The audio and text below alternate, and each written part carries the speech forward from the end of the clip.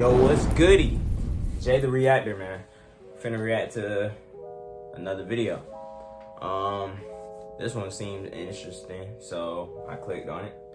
And it's cartoon episodes that traumatize children. So there's plenty of cartoons that traumatized me as a kid. What's one that traumatized y'all? Let me know in the comments. One that traumatized me was Courage the Cowardly Dog. I used to be scared of that show, but I liked it for some reason. It was weird. Same with Flapjack. I think it was the art style. Hey, let's get into the video. When growing up, one thing we as kids loved doing was watching TV, getting up early to watch Saturday morning cartoons or late at night to watch whatever was playing. These cartoons gave us dreams, expectations, and most of all, permanent memories. Though, some shows push the boundaries, causing us to remember the more disturbing side of said cartoon. Today, we will be talking about cartoon episodes that traumatized children. Hey guys, welcome back to another video. And that one SpongeBob episode with that gorilla. At 5 p.m. PST, we will be doing a live Q&A. Bro, that episode had me scared, join bro. And ask a question. It's going to be Like heavily dead moderated by my scared, amazing bro. team of mods. I also I was dead scared, bro. Inspired by Blame It on George. His link is down in the description. Make sure to go subscribe to him. I love him. I look up to him as a creator. Hopefully one day I can narrate for his channel because I know he invites a bunch of YouTubers to narrate for his videos. But yeah, go subscribe to him. I love him. Also, this list is in no particular order. It's just the ones I wrote down. With that being said, make sure to grab a snack, grab a drink, and let's get started with the video. Pingu's Dream. Pingu. Pingu was a Swiss-British stop-motion claymation children's show created by Otmar Gutmann in 1987. The main character is a penguin called Pingu who lives in the South Pole along with his family and friends. The show aired on BBC Children's and Education, and episodes averaged 5 minutes in length. Today, we will be talking about Season 1, Episode 26. Pingu's Dream. The episode starts off as normal, nothing out of the ordinary. Pingu's mom is reading him a bedtime story, and Pingu begins to drift away to sleep. He wakes up with the sound of his igloo jumping, and before you know it, the igloo flies away. Then his bed extends its legs, and it begins walking. The camera cuts to this creepy walrus watching Pingu in his bed go about their day. Not to mention that every time the walrus pops up, these synths are played, it just gives you some uneasy feeling. What's up with things involving walruses being creepy? The directors keep showing the audience how the walrus is just watching Pingu. Eventually, the walrus makes his introduction. And you know how the directors made this already creepy character make his introduction to children? This is how.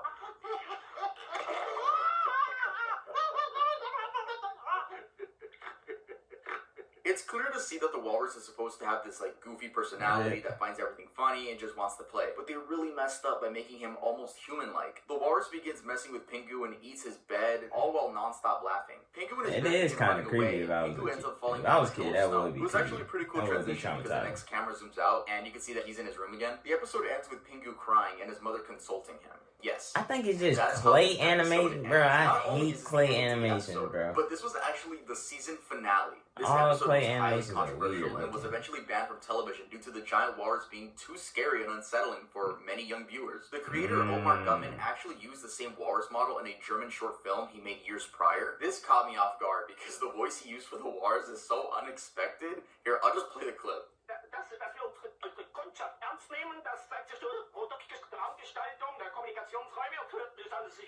Yeah, let's move on. Let's move on the list.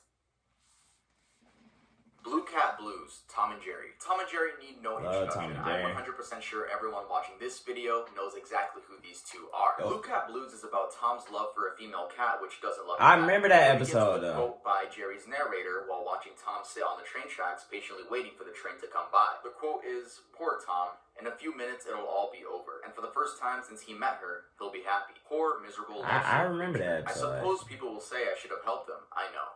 But it's better this way. Talk about a kid's show getting dark. Throughout the episode, we see just how much Tom is in love with this cat and how he is overthrown by another cat with the name of Mr. Butch. The cat with more money, more gifts, a better car. Tom resorts to drinking milk, which in this episode is a substitute for alcohol. Tom is seen sliding down a gutter until Jerry saves him. They get splashed by some water and come to find out it's Mr. Butch and the love of Tom's life riding away in his car with a just married sign. After this, the same thing happens to Jerry as his girlfriend. is riding away with another mouse. Jerry brings himself down to the train tracks, sits next to Tom, and both patiently wait for the train to pass by. The episode ends with the haunting horn of a train. Oh yeah, when he was about to commit suicide, kind of. This episode was banned by Cartoon Network and Boomerang due to its references to alcohol. And it ended like that? Also, I just want to clear up a common misconception, and that is that this is actually the finale to the series. It's not.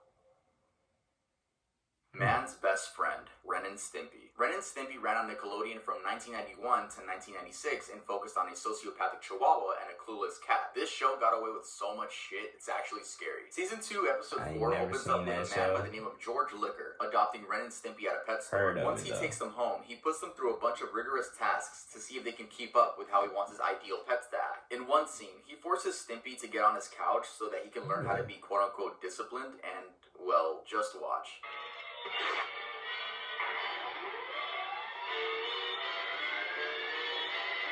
Oh hell no.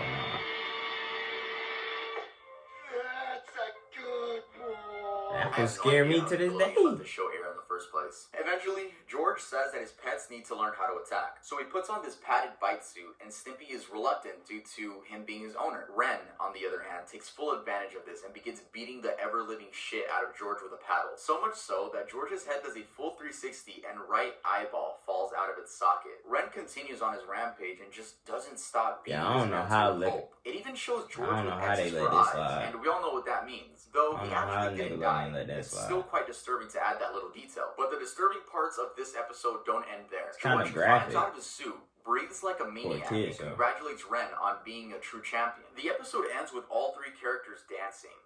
Yeah. Now, this episode actually never ended up airing on Nickelodeon. It was banned once they saw what it actually contained. But this episode was moved to Ren and Stimpy Adult Party Cartoon. And that show was basically a revival of the original, except with very sexual... It was just a very sexual show. I mean, if the creator went from making a kid's show and turning that kid's show into a sexual... I mean, I guess we could see where his mind was. Anyway, we could tell that this creator was trying to go with this dark humor, but it just ended up being super creepy for kids, and it was not the right move. Teeth for Two, Cat Dog. Cat Dog ran for 7 years on Nickelodeon from 1998 to 2005. You may recognize Dog's voice since it's Tom Kenny, SpongeBob's voice actor. Teeth for Two is actually a fun concept for an episode where whenever one of them does something, the other one feels it, except it revolves around teeth. Look, I hate the dentist already. Yes, I do go, but just the fact that there's drills in your mouth, pause, nah bro, I just hate everything about the dentist so much. Anyway, the dentist tells them that the food they eat affects the other's teeth, resulting in Cat's teeth to become brown and withered. Cat tries to convince Dog to start eating healthy, but then turns into a battle seeing who can do more damage to the other's teeth. Cat chews on ice, and Dog chews on foil. Later that night, Dog is asleep, and Cat attempts to brush his teeth. He is unable to do so because of all the food in his mouth. So what's the next best option? That's right, traveling inside of their own body to come out as an inside-out cat out of Dog's mouth. What?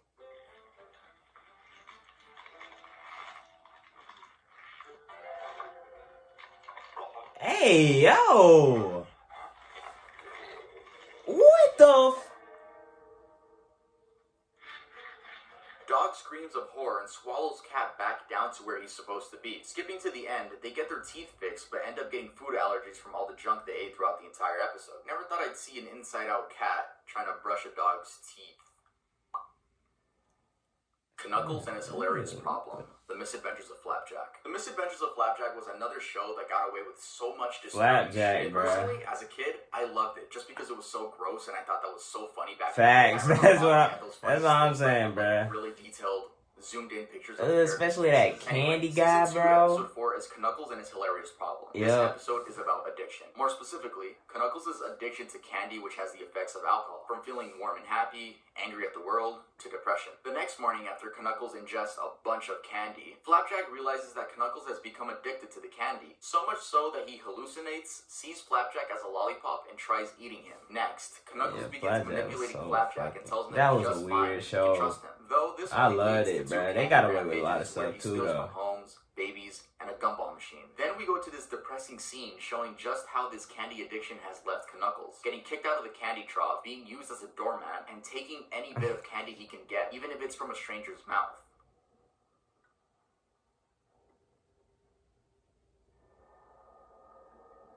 Ew. Bubby decides to send Knuckles off to isolation on a piece of the boardwalk into the sea. Here, Knuckles begins hallucinating and imagines a giant flapjack putting his arms inside of his mouth and vomiting candy into it.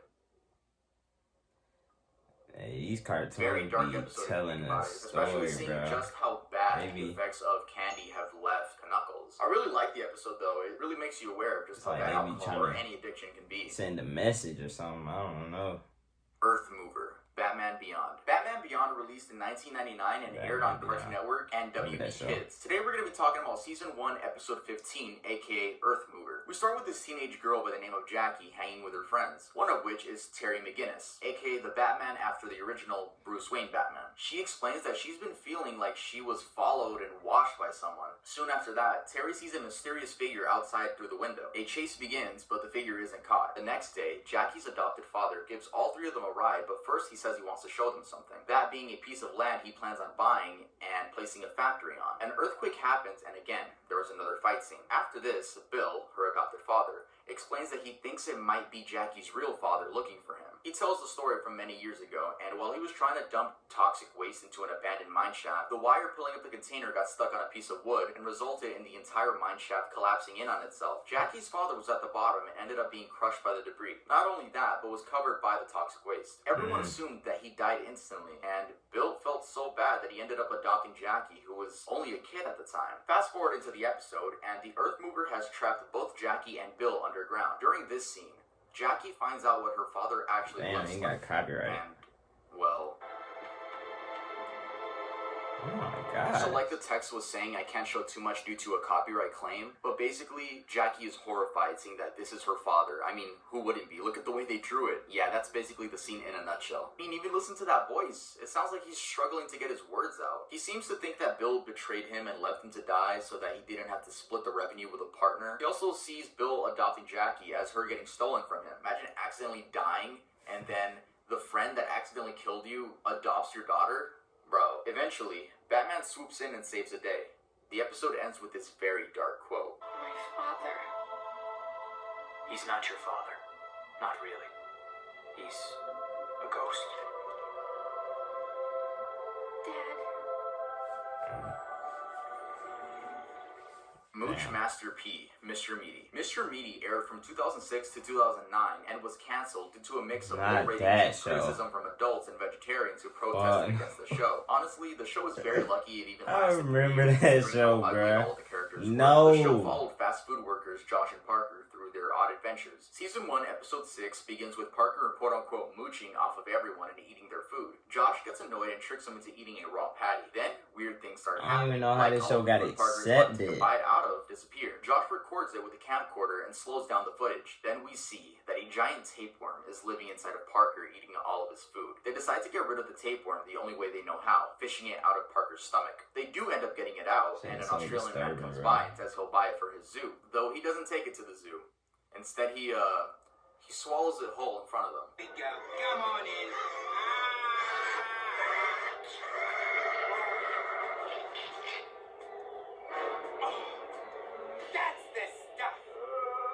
And says she tickles on the way down. Wow. Okay. Got King another / Remembrance of Courage Past. Courage the Cowardly Dog. This list would not be complete without mentioning Courage the Cowardly Dog. I could go on and on about all the creepy monsters that gave kids nightmares throughout the entirety of the series, but I want to mention the one that stuck with me the most, and that's King Ramses' Curse. In this episode, Eustace does not want to return a historical slab because he hears on the news that it's worth $1 million. A person from the museum it belongs to comes over to take it back and offers Eustace like I said before, bro. Courage the Cowardly Dog in general. For free. Then the door gets slammed on him. When it becomes nighttime, they hear a creak at the door and check outside. Then we get King Ramses, who just keeps repeating, "Return the slab or suffer my curse." I think it was that one where he pulled his face off. Nah. I used to love that show, though. And also it's a 3D model in the 2D animated show. There's so many instances of just plain creepy stuff in this cartoon, but that's what gave it its charm. I feel like Courage the Cowardly Dog definitely let young kids know whether they like the horror genre. So, Shout out to Courage the Cowardly Dog for that. I also want to talk about another episode called Remembrance of Courage Past, which is actually the second to last episode of the entire series. This episode is about Courage's parents, which sadly got taken away from him at an early age due to an evil veterinarian. This veterinarian puts Courage's parents in a rocket ship, and Courage can't do anything because he's just a pup. While being chased, Courage hops into the garbage disposal and escapes. He watches as his parents are sent off to space and waves goodbye. We see how Courage is adopted by Muriel and why she decides to name him Courage. Meanwhile, in the present day, the same thing is about to happen to Muriel and Eustace, but luckily, Courage is able to save the day and send the veterinarian to space this time. In space, he finds himself with all the other dogs he has experimented on, including Courage's parents.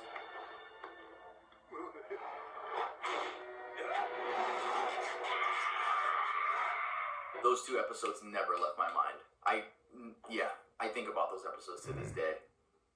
Jurassic Park, Futurama. This is a little bonus I'm throwing in. The reason I'm throwing this in as a bonus is because one, Futurama wasn't really made for kids. It was a show for young adults. And two, I don't think this episode traumatized anyone. It was just incredibly sad. And if you're a fan of Futurama, you already know what I'm talking about. This episode, Jurassic Park, was the hardest one to rewatch for me. This episode is about Fry's old dog from 1997 named Seymour. In case you guys don't know, Futurama takes place in the year 3000, with Fry being the only person from the year 2000, since he accidentally fell into a cryogenic chamber on New Year's Day. Anyway, Fry finds Seymour as a fossil in a museum, where he then takes home to the professor. The professor explains that he can actually bring back Seymour with technology. So Fry begins getting ready for Seymour's return. That one SpongeBob episode, bro. Collar, and some chew toys. When the I feel like there's a lot of them he could have Seymour, added, though. Bender throws his body into a pit of lava because he's jealous that Fry will have a new best friend. We get a flashback of Seymour doing everything in his power to find Fry. Seymour eventually finds Fry, but no one in the lab notices that Fry is in there. Even his parents, who go to pick up Seymour. Talk about frustration. Anyway, Bender jumps into the lava pit and retrieves Seymour's body. Seymour didn't burn due to the material covering his body. The professor finds out that Seymour actually lived his full lifespan of 15 years, 12 years after Fry's disappearance. So Fry decides not to bring him back simply because he doubts Seymour even remembers him, and he probably moved on with another family. That was a sad episode. We, the audience, get a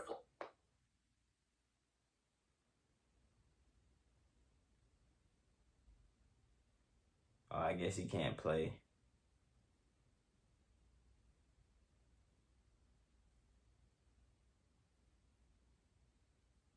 He can't. I guess he can't play the sound because it's copyright. I thought it was mine. episode was actually nominated for an Emmy in 2003, which, you know, that's just how good the episode was. Something was on my TV for a second. I guess you can't play it because copyright. Also made by Matt Groening, so Matt Groening, good on you. Yeah, this episode tore my heart out when I watched it.